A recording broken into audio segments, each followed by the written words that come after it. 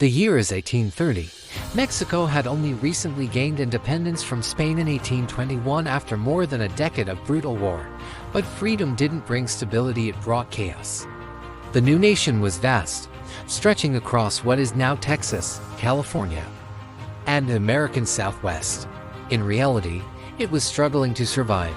There was no clear system of government, no strong economy, no unity.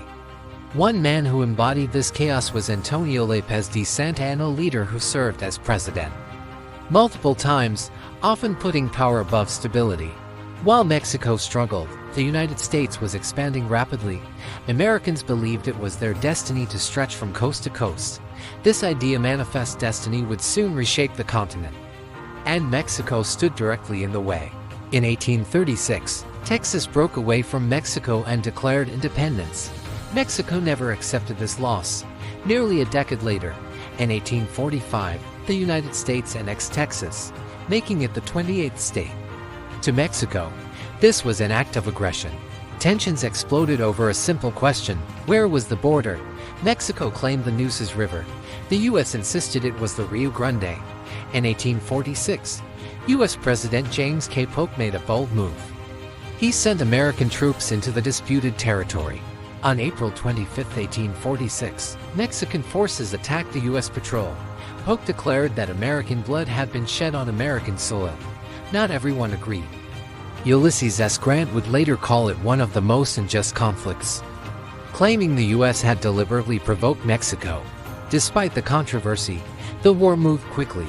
In the north, General Zachary Taylor won key victories, pushing Mexican forces back. U.S. troops marched west, capturing New Mexico without a fight and seizing California with little resistance. The decisive blow came from the south. General Winfield Scott launched a daring amphibious invasion at Veracruz, the first of its kind. Battle after battle followed Cerro Gordo, Chapultepec, until finally, in 1847, American troops entered the Mexican capital. Mexico, weakened by internal divisions and poor leadership, could no longer resist. In 1848, the Treaty of Guadalupe Hidalgo was signed. Mexico gave up modern-day California, New Mexico, Arizona, and more. In return, the United States paid $15 million. The map of North America was permanently changed. The U.S. solidified its path to becoming a continental power. The Mexican-American War wasn't just a border conflict. It was a turning point that defined nations and redrew maps forever.